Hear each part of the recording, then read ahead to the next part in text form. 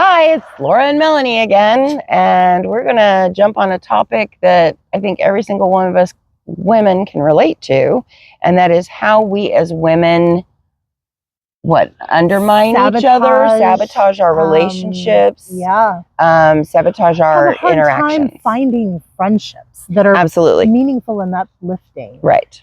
And a lot of it has to do with the way we were programmed as kids, and there's so many different pieces that go into this. There is a great amount of cattiness, comparison, judgment, not willing, like you had said a little bit earlier, about meeting a woman where she's out on her journey. Yeah. This thought that if you're different, then you don't deserve to be in my presence or, be anywhere around me. But if you're different, we can learn from those things. Absolutely. She and I are very different people and have lived very different lifestyles. But the common ground that we find is really heartening, and it's great for me. And it's an experience where I get to see through the eyes of someone who's had a different experience and take away pieces of it that fit me, that benefit me. Thing. Yeah. One of the things that I was thinking about when we were talking about this topic is that I tend to have a habit when I see someone struggling. I want to jump in and help. I want to help. I want to say, no, don't do it this way. Do it this way. You need to meditate here, and you need to get these crystals, and you need to read this book, and you need to whatever. And what I found out was I wasn't helping them. I was actually hindering them in their own process, because in my egotistical, judgmental, I know the right way to do this kind of personality, I was stealing from them the opportunity to do the same amount of growth and learning that I did while struggling. But because of how we've been programmed, if we're sitting by watching somebody struggle, well, then we're just a bitch. Why aren't you helping? But a lot of times our help comes in the form of circumventing someone else's healing process. You have to think like this, or you need to, approach it this way. But every person's approach is different. And by giving them the space to figure out their own path, that is more valuable in terms of growth. Absolutely. For that person. In the goddess community, the priestess community, there's a term that we use called holding space. And what that means for you is, sister, I am here for you while you go through the ugly. Yeah. Ugly cry, rant, rave, scream, whatever it is that you need to do. And I am going to hold space for you in safety while you do it. And I think that leads, because we use the same term in, psychology and counseling, but I think that leads into the concept very neatly that it's not about you. Absolutely. Someone else's process is nothing to do with you. They can be upset, they can be crying, screaming, they might even be ranting at you, and it doesn't have anything to do with you. You're just the safe space to put it out on. Yeah. And, sometimes that happens with people you don't know, but it's how do you respond to that? Do you respond to that? Depending on who it is, just depending on the situation, right? Anything you have to contribute going to be constructive to guide them to growth, or is it going to shut them down? And honestly, sometimes nothing you say is going to land. Absolutely. Absolutely. I think that kind of interaction, like the really angry person who comes at you, right? That's one of the things that I think hinders us from being willing to make connections with people. I'm so afraid this is going to be another situation like that where Right. someone's just going to yell, rant, rave because you don't see things the same way. Two of the most valuable people in my life, I don't see the things the same way at all.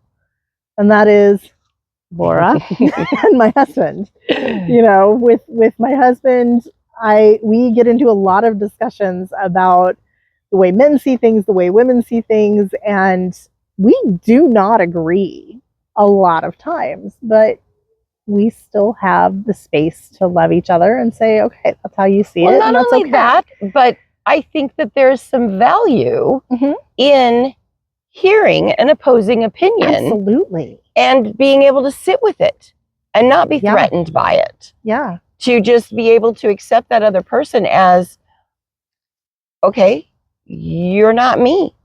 There are so many times that, especially in women's relationships, I've run up a lot on this, that if you don't think and feel the way I think and feel, we can't be friends. Yeah. If you dare to voice an opinion that opposes me, Mhm. we can't be friends. If you have a belief system that isn't perfectly in line with my belief system, we can't be friends.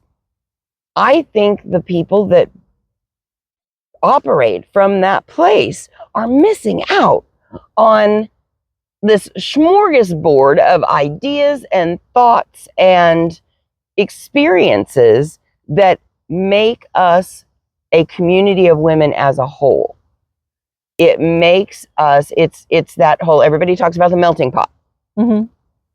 A strong women's community should be made up of people who can disagree Mhm. in a healthy, respectable way and still maintain a close friendship or still maintain close connections, because we're not identified by somebody else's opinion of our opinion. Yeah. I mean, there's a whole lot of that happens. Is that another one of my favorite sayings is, your opinion of me is none of my business. Mhm. We get so wrapped up in what other people think of what we think. So I have one that's a little bit of a twist on that, Okay. because I know I posted it once. I'm going to butcher the hell out of this. But the basic concept is the way that you perceive my actions and my words is really a reflection of you. Absolutely. It's put My through your words filter. and actions are a reflection of me, but the way you interpret them, that's a reflection of you. Because everything that we receive, everything that we bring in from the outside has to go through our own filter. Mhm. It has to not only go through the filter of what we see and hear externally, but it also has to go through the filter of the judgments and the traumas and the triggers that we have going on social in programming. ourselves. Yes. Because that's a big one, honestly. I see that so much in the way that, well, this is the way that I was raised by my mom. And think about the fact that, you know, totally different generation. I mean, it was within her lifetime. Mm-hmm. The women were able to have their own bank accounts, right? Absolutely. So women were much more dependent Yes.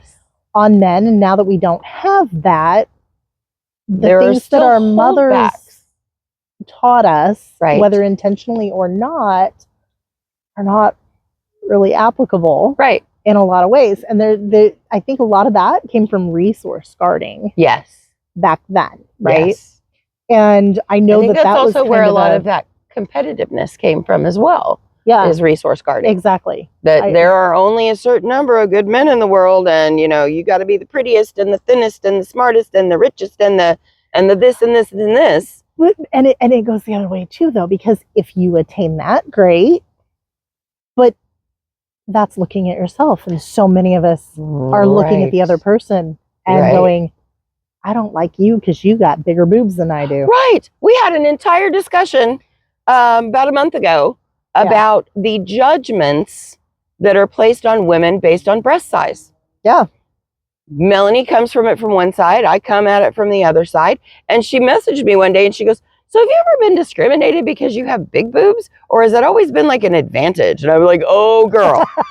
I want to hear about this. Because you always see in the movies that the girls that aren't as fully developed, they're getting teased by the other girls. They're being teased by the boys. But you don't see it the other way. But you don't see it the other direction, where everything I ever achieved, if I received an accolade, it was because of my big boobs.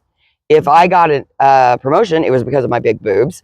Totally diminished you and your achievements. If I had a relationship with the cute guy, it was because I had big boobs. It was my worth as a person was reduced to 2 glands in my body. Right. And women did that to me. That makes me think about, and this broadens it out to the way that everyone perceives a woman. Hair color and hairstyle, curly or straight, those things have been shown by research to have a major effect on the way that people perceive you. And Dennis thought I was kind of crazy. Dennis is my husband. He thought I was a little nuts because, and you can't see it really well today because I actually was playing with color, but I got some white growing in. It's gorgeous. Big white streak, right? Like, I don't know if I want to call it like Bride of Frankenstein or a skunk streak, but either way works. Right. But once I started letting that grow in, nobody ever clocked us as married. Now he's a little bit older than I am. And nobody really ever clocked us as married. And then as soon as I started letting the gray grow in, everybody sees you as a couple. Like, you're a couple, you're a couple. Talking about being married. And I'm like, you're a total stranger. Where did this change come from? And then I realized the gray hair really changed perceptions. Absolutely. And people were more confident about saying it. But I'm blonde versus brunette versus redhead. There's stereotypes to all of them. Absolutely.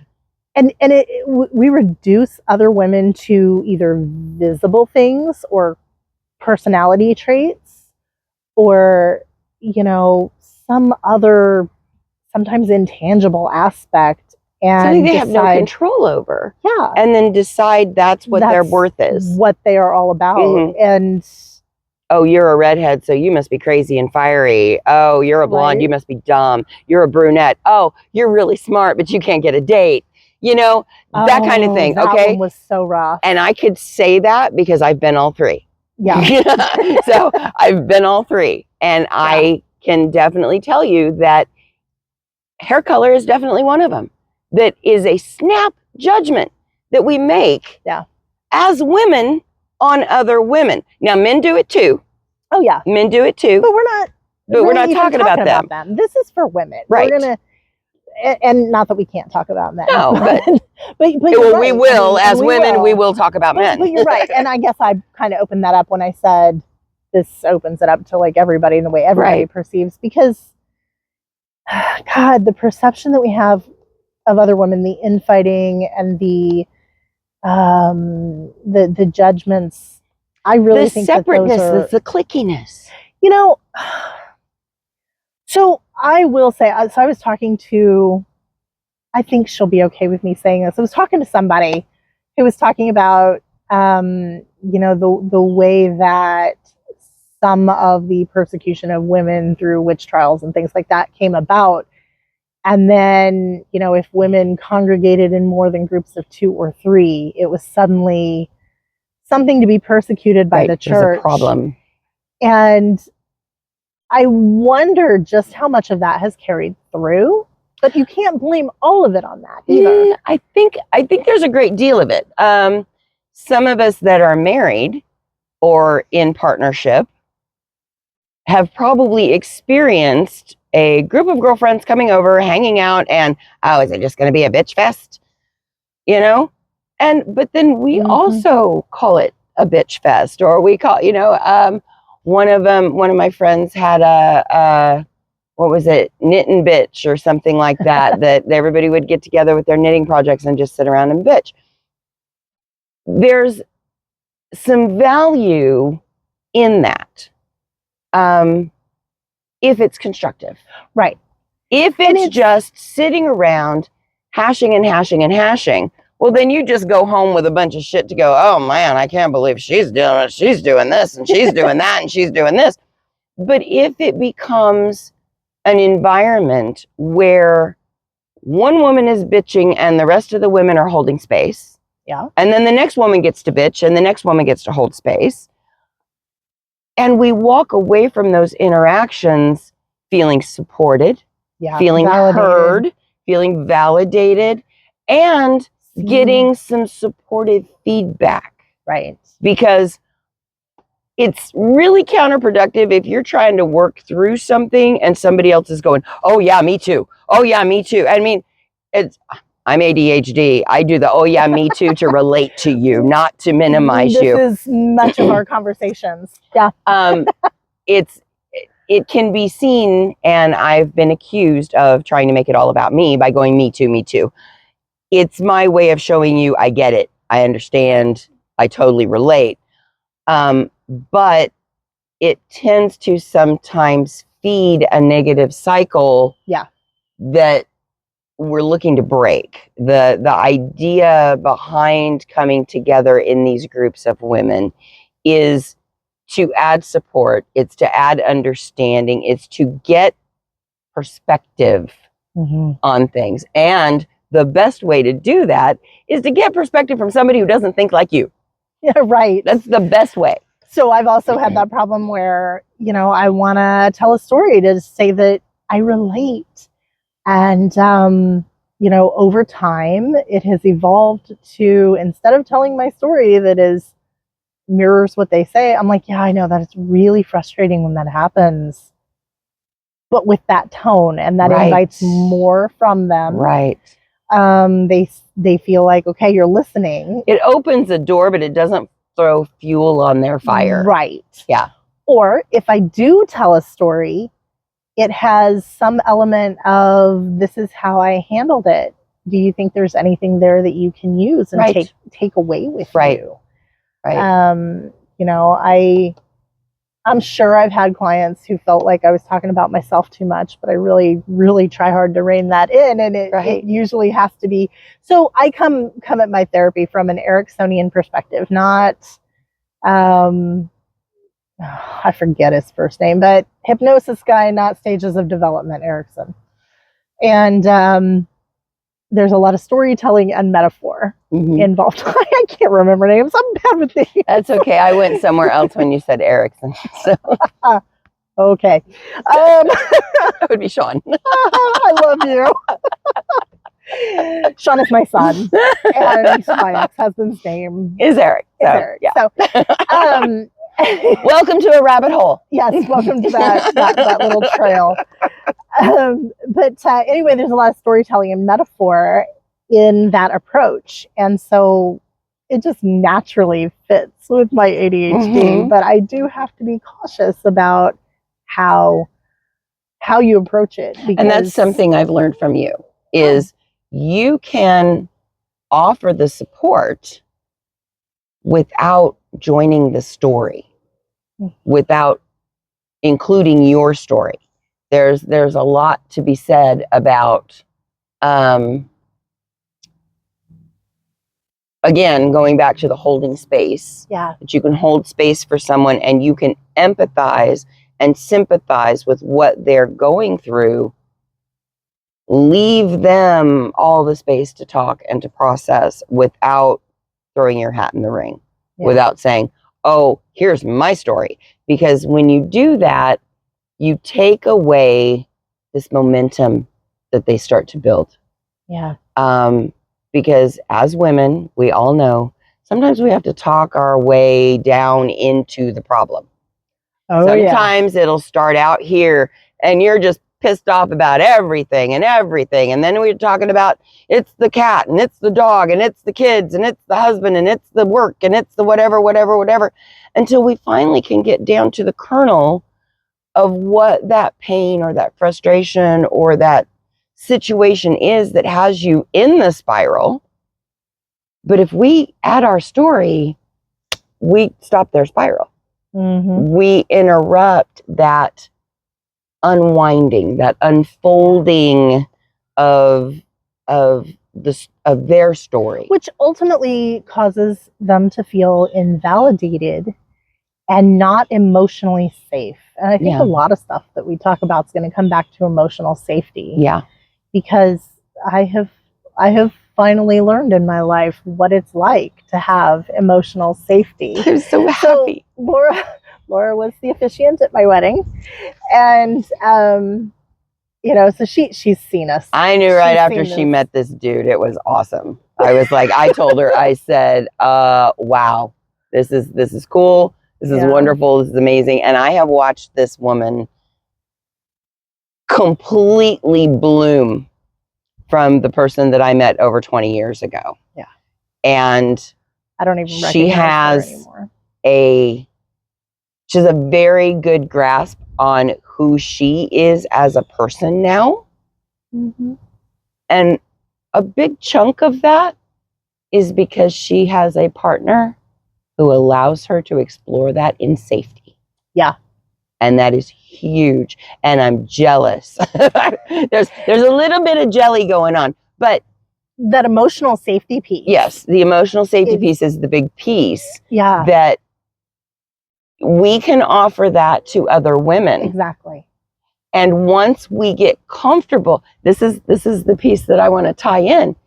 Once we learn to receive that emotional safety from our sisters, mm-hmm. from our community of women, we will be able to feel and recognize when we are not getting it, when we are in partnership, when we are attempting a relationship or what. You're going to be able to recognize it so much faster because it's gonna feel different. It's gonna feel like, ooh, why is this feeling like a judgment? Or why is this, why am I being shut down or closed off about something that I'm trying to share with you? Because as you practice it, as you become more comfortable in an environment that has that non-judgmental support of girlfriends who will hold your feet to the fire. That's my girl. It opens up something within yourself that remembers your value, that remembers your worth, because we have so often set aside our own value and our own worth for the benefit of other people. It's something we talked about before. I think when you get to that point, when you remember your worth, you find you rediscover your value. Mm-hmm. I think it makes it so much easier. It's still not pleasant, but it's much easier to dig deep, to find where our hangups, our biases, things like that still are. Right. If I may, I don't want to get too personal. No, I won't get too detailed. You're good. But this morning, I don't think there's anybody out there who knows me who doesn't already know my BS. And those of you that don't know me, you're welcome to it. Well, this morning, so today was Laura's day to receive massage. We trade massage weekly, and today was Laura's day to receive. And we're working and we're talking as we go. And this is a lot of times kind of therapy for both of us when we do this. And so we're talking, and she made a statement and then just kind of said, just because. I'm like, no, I hear a but. Right. There's a but there. And you felt safe enough to acknowledge. Absolutely. I allowed myself to speak to the but. That I had decided, okay, well, this is just how this is going to be. But, and the but was a hurt that I was feeling around the situation that I was not allowing myself to vocalize. And because Melanie called me out in a very supportive way. And I think that's the biggest she's part never right there. She's never pushy or bossy about it unless I tell her to. And she gives me plenty of warning. She's like, okay, I'm going to say something, go for it. Because I'm all about doing this, what I call spiritual archaeology. Yeah. I like digging into why I'm behaving the way that I'm behaving, or why some of my hang-ups or bad programming is blocking my path to growth. And because she poked it just a little, just what's the but? I was able to drop into the feeling around it. And I said, before I even vocalized anything, I could feel my throat closing. I could feel my eyes burning. And I said, this is going to make me cry. And then I said the thing that I said, and I cried. But felt heard, felt supported, I felt imagine. seen, absolutely felt seen, and safe to allow that emotion out. Sometimes as women, we're afraid to let ourselves cry about something because we think it's never going to stop. We often tell people, oh, you shouldn't feel that way, or, oh, don't cry. It's okay. It's okay. But by telling someone that, you're invalidating their experience, and it's your discomfort with their emotion. One of the things that has happened in my goddess community is when we are in circle and when we are sharing, there's a box of tissues in the center of that circle. Yeah. It is your responsibility to get your own tissue if you're crying. Yeah. Because there is an interruption or a shutting down that happens if you're crying and someone hands you a box of tissues. Okay, stop crying now. Yeah. And 9 times out of 10, we just let the tears come and we don't reach because we have to honor that pain. Yeah. We have to honor the fact that sometimes those feelings have been pushed down so far that they kind of tear a hole as they get pulled out, that there is some pain involved. And I liken it to like lancing a boil or pulling out a splinter. Yes, you have to do that to make the wound heal, but there's pain involved initially. I love the concept of being able to be in a space where I can feel that feeling, I can feel it well up and not feel like I have to slam a lid on it. Right. Because it's not going to be perceived properly. I was in a situation a few months back where I was in a group of women. I only knew 2 of like the 10 women that were there. And it was a meditation and there were some things that started to come up for me and I started to cry. Had I been in a different group, I don't think I would have wiped the tears. But because I didn't know those other women in the group, I still did not feel safe enough to not brush the tears away. Oh my God, I don't want to embarrass somebody else. Oh my God, please don't ask me a question. You know, I still, even through all the growth and process that I'm doing, I still catch myself hindering that ability, hindering that openness with my own feelings, my own emotions, and not worrying about how my experience is going to make someone else feel. Right. Which is exactly what I had done. That is something that we talk about in counseling as well among therapists is, do you hand them the tissue or not? But a lot of times that does send the message, it's not okay to cry here. And so I switch rooms at home. I have a couple of clients that I actually see at home. And sometimes I'm in my office, sometimes I'm in the living room, and I don't always remember to move the tissues before the session. Okay. So if someone starts looking around, then I'm like, would you like me to go get you a tissue? Right. Right. It's okay to just cry. But I think there's also an aspect of, I didn't mean to interrupt you. Go ahead. I think there's also an aspect of mothering. Yeah. That comes with offering the tissue and caretaking. And where do we find that balance? Right. How do we support in a way that isn't, and it's different for everybody. Yeah. You might feel like I'm loving you and supporting you by handing you the tissues. You might feel like I'm telling you, shut up, quit crying. Right. If I hand you the tissues. Right. That's where we're learning. That's the dynamic that we're exploring. And I would love to hear some feedback on that. Is, I'd be really how would you feel about that if you were in a situation where you were very emotionally vulnerable and you were sharing something very deep, would you want the other person to just sit and absorb and allow you to do whatever ugly cry? I don't do anything but ugly cry. I've never been the girl who, like in the movies, could just have one pristine tear Right. rolling down her cheek. No, the nose swells, the eyes swell.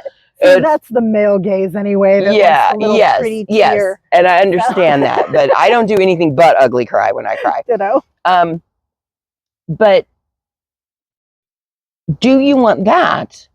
Or do you want that person that's going to say, there, And, it's okay, it's not that and bad. maybe it's not blanket one or the other. Maybe there's some situational kind of, like, line for you, like when would you want it versus when not. Right. In my mind, there's a certain level of observing body language. Yes. And, if they're just crying and they're fine and they're doing this, I'm probably not going to like offer the tissue, but Right. if they start looking around, Right. kind of thing. Right. But yeah, I am curious what people would think about that. Because I know that there are different perspectives on it. And if I'm just having a bad day and I just want somebody to baby me for a minute, yeah, you're perfectly okay. Give me the tissue, give me a hug, all of that.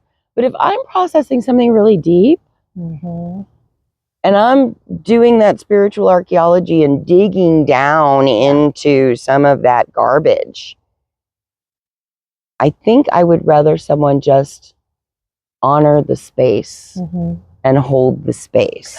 I would also be curious. Let's add another level to that little bit of a survey there.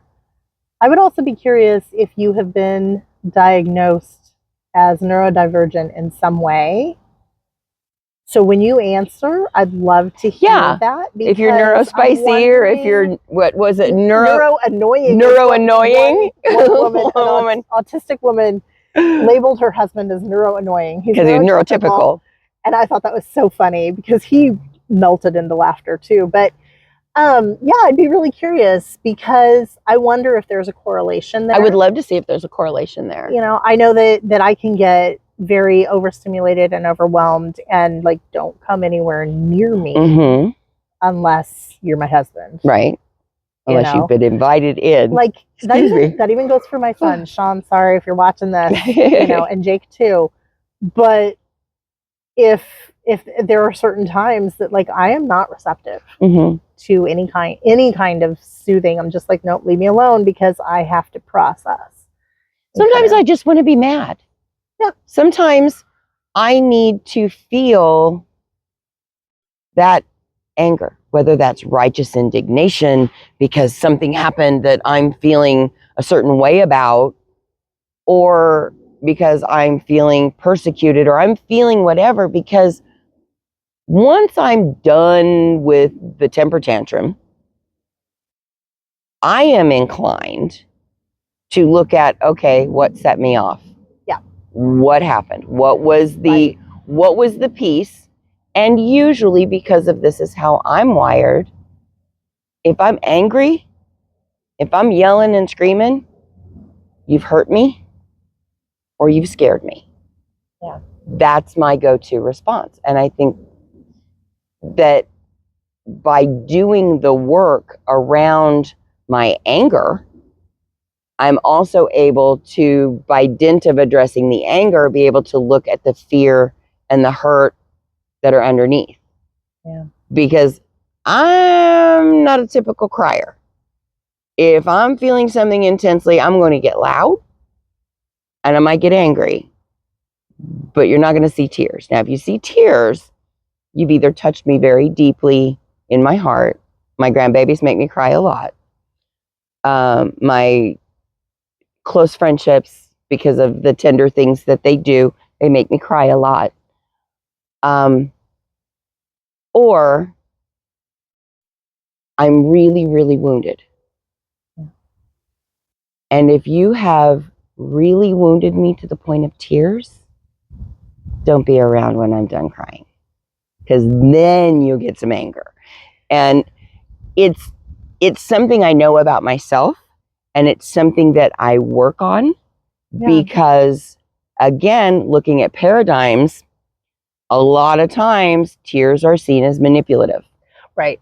Tears from women are seen as manipulative. Even by other women. Even by other women. Or something to be criticized. Right. Why are you being such a baby? I did this the other day. I had a very good friend of mine got a diagnosis that was very upsetting to her. And I judged her reaction because it's not that bad. It's not that big of a deal. I did that and I know better. Your perspective and experience was just different than where she was. I didn't take a moment to honor the fact that this was a blow to her. This was something she was seriously trying to process. I was sitting in judgment going, you big crybaby? What are you being a big crybaby about? We all still have a lot of work to do. Yeah. And I already told Melanie when we were talking about this, every once in a while we might do a little skit here and there where I'm going to be the unhealed person because I'm really good at it. So I've already told her, I said, I have no problem playing devil's advocate with that because I am very invested in looking at my own failings and looking at my own shortcomings to say, this is where I still need to heal. Yeah. This because, you know, I could be like, oh, I've done this work for 20 years and I've done this work for 20 years. So and easy to say I'm so experienced in all of this. And I have lots of people who come to me for advice, who seek, you know, hey, am I on the right path? What's a better way to do this type of thing? I have people seeking that all the time. That does not mean that I am in any way, shape, or form a fully healed person. See, and okay, in my field, we all talk about, well, there was a reason we got into it, right? Absolutely. Figure out what's wrong with ourselves or our family or whatever. But we're also encouraged and encourage each other to have our own therapists. And I have a wonderful therapist. Her name is Laura, but it's not you. It's not me. So anyway, I really love people. I'm the woo-woo sounding board. I'm the woo-woo Laura. She's the therapy Laura. Right. That's it. I'm the woo-woo sounding board. Interesting to me because we all know none of us are fully healed. We all know we all have challenges. We all know that, you know, we have blind spots. And yet when we go into therapy, other therapists have to normalize that for us. Absolutely. Because we sit in judgment of ourselves for not having it all together, but we don't. Nobody does. Right. I wanted to address something you said a little bit ago because you were talking about kind of under the surface of the anger, right? Yes. So that's something that I talk to people about a lot. Anger is a surface emotion. And by that, I mean, if you look at it as an iceberg, right? Anger's at the tip and all the stuff underneath you can't see, but those are the underlying emotions. And I used to do anger management classes, and we talked about this all the time. If you can identify what you were feeling in the second before it turned to anger, because anger is easier to process than things like feeling disrespected or dismissed, or being feeling like you were being treated like a child, or some other piece of you that hasn't fully healed and was triggered. Right. It's so much easier to process anger than it is to look in and handle also, if you address a situation with anger, you're going to run them away. Oh, absolutely. Yeah. If I get angry, you're not going to deal with me. Right. You're going to go away. You're going to go someplace else. You're not going to stand there and let me yell at you. So if you're forcing me to address something that hurts, or you've told me a truth about myself that just pisses me off, I'm going to get angry, so you go away. So I don't have to look at it. Yeah. It's, you know, we talk about anger as a surface emotion, but when she said that, the image I got was this mad little tornado just coming through and blowing everybody away, because it's also a protective mechanism. Right. Absolutely. Yeah. And that's part of the reason that it's easier to process that. Absolutely. Because we have more experience with it. Right. We're turning it outward rather than inward. And that, I think, kind of brings us back full circle to the original topic of, you know, women's community. Right. And being able to look at See how that ourselves happened? and make space for the other person. Right. Because when, anger and a few other things, like if we respond that way or dismissive or whatever, then that's a big part of what gets in the way of women's friendships. And there's so many layers and so many pieces to this, but that's a huge thing that I want to create here is, women of all kinds of different backgrounds and Belief systems, worldviews, and all of that can make space. Yes. For other people, women, other views. Yes. And do some growing together. And validating. Yes. Because we're so hungry for validation. Yeah. And we look at it, we seek it from sources that are never going to give it. Right. But if by building this community, we can see the value in differences. Mm-hmm. We can see the value in depth of emotion expressed. Yeah. If we can see the value in just being a woman. Yeah. And whatever experience that means to you as a woman, it brings value to us. Yeah. As women. And I think that's a piece we're missing. Absolutely. That is a perfect note to go out on today. All right, ladies. So if you want to talk about any of this, so Laura offers some coaching. Yes, I do. And I offer some coaching for people who are not within the realm of counseling for me. So, if you want to talk to either one of us, reach out. Feel free. I will try to remember to put Laura's information down here as well. Okay. And so, like I said, I'm a technology Luddite, so don't expect a lot. I will pass the information on to her so that she could, yeah. Yeah, so I look forward to hearing from all y'all and seeing what y'all have to say about this. Constructive criticism only, please. Let's keep it nice and create supportive. Space and be supportive because, that's one thing I don't want from this is trolls. We're already fighting enough judgment within ourselves. We don't need to absorb a judgment from outside. Right. Absolutely. All right. Bye, ladies.